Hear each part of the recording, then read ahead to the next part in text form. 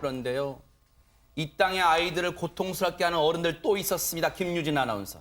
네, 지난해 9월에 울산 동구의 어린이집에서 발생한 사건인데요. 그 사건의 파장이 4개월이 지난 지금까지도 이어지고 있다고 합니다. 어떤 일이 벌어졌던 건지 당시 상황 영상으로 만나보시죠.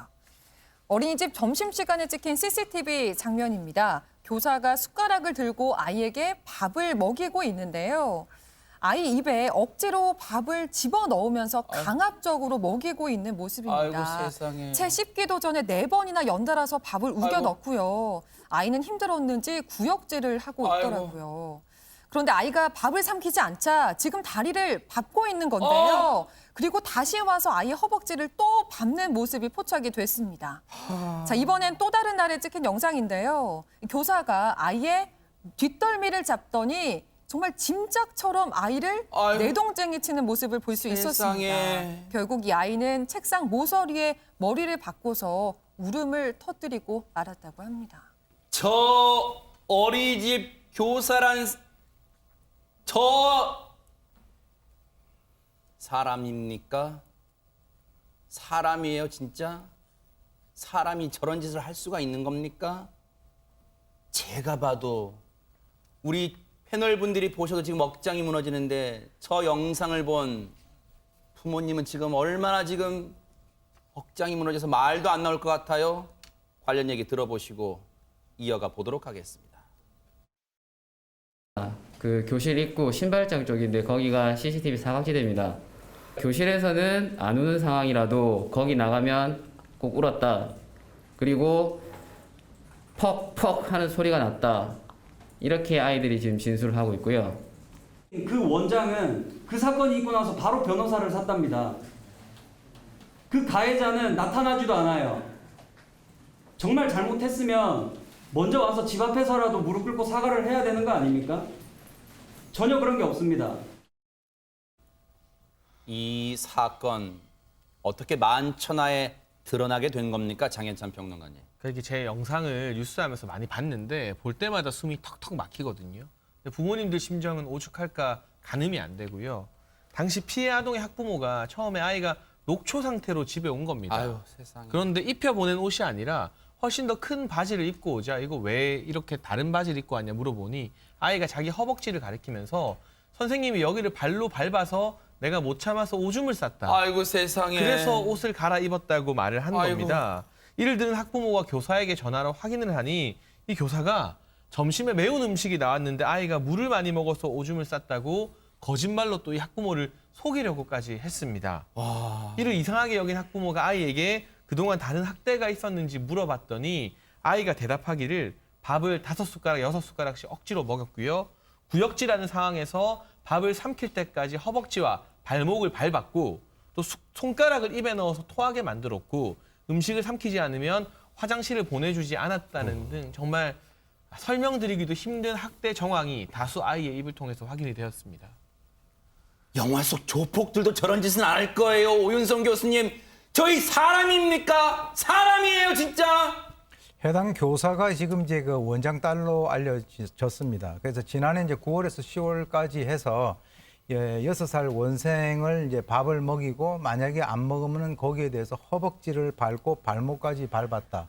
이게 어떻게 보면 가학성이라고 하는 것이 이 약한 상대를 대상으로 해서 자신의 어떤 그 가학성을 푸는 것이 아닌가 이렇게 볼 정도인데요.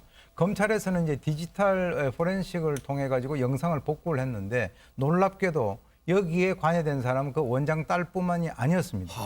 교사 3명에다가 그리고 이제 그 피해 아동이 12명, 학대 정황이 100건이었다라고 하는데 작년 11월 달에 검찰에 송치가 됐는데요. 그러면 사실 원장 딸이라고 하면 오히려 그런 행동을 하는 그 교사들에 대해서 감독을 해야 되는 거 아닙니까?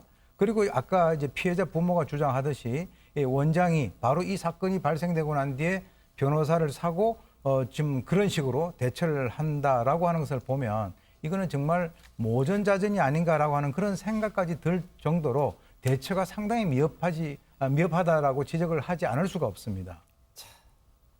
사건 이후에 여러 달이 지났습니다. 그 이후의 상황, 저 가해자들은 반성하고 있을까요? 얘기 들어보시고 이어가 보도록 하겠습니다. CCTV에 있는 것만 인정을 하고 CCTV에 없는 부분은 계속 거짓 진술을 하고 있어요. 반성을 하는 게 맞는 건지 저는 계속 의문이 듭니다. 계속. 아직도 반성 안 하고 있답니다. 백성문 변호사님. 그러니까 아이들의 진술과 CCTV 맞는 거, CCTV에 딱 일치되면은 그건 뭐 소위 말하는 빼도 박도 못하는 증거가 되니까 자백을 하고 나머지 외에 또 다른 폭행 의혹이나 가혹 행위는 전부 다 부인하고 있다는 거 본인 형량 줄이려고 하는 거죠. 그러니까 인정을 해봐야 어차피 내 형량만 올라갈 것 같다라고 하는 것 같은데 그 얘기인즉슨 지금 말씀하셨던 것처럼 이 상황에 대해서 아 내가 정말 아이들에게 잘못했구나는 반성이 아니고 어떻게든 내가 여기서 잘 빠져나가야겠다 이 생각뿐이라는 거죠.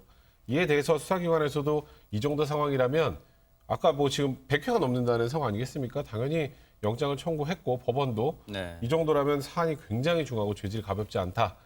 그런 의미로 구형영장을 발부를 했습니다. 걱정되는 건 최단비 변호사님, 아이들이 지금도 정신적 고통 속에 살고 있을 것 같습니다. 네, 그렇죠. 자신이 정말 아이들에게 저 당시에 아이들에게 선생님은 정말 큰 존재거든요. 근데 그런 선생님이 자신을 저렇게 학대를 했으니 아이들이 얼마나 충격을 받았겠습니까? 부모님들의 말에 따르면 아이가 베개를 자기 주변에 쌓는데요. 그 이유가 이렇게 베개를 주변에 쌓으면 나를 지켜줄 수 있을 것 같다. 아이고 세상에. 그러니까 거기 안에 숨고 싶은 생각이 드는 정도라는 아이고. 거예요. 거기에다가 자신이 선생님에게 당했던 그런 것들과 똑같이 아이고, 어떡해. 동생의 허벅지를 받는 어떡해. 등의 폭력성까지도 보이고 있다라고 합니다. 저 지금 가해 교사 3명은요 구속돼서 처벌을 받는 뿐만이 아니라 다시는 아이들 앞에서 선생님으로서 일을 할 수 맞아요. 없게 해야 된다라는 못 서게 해야 생각이 돼요. 듭니다. 부모님들이 아마 그렇게 병행하시겠지만요. 저 아이들 피해 아동들요. 심리 치료를 병행해서요. 정말로 저 외상후 스트레스 정말로 치유될 수 있도록 해줘야 될 것 같습니다. 정말로 너무너무 걱정이 됩니다.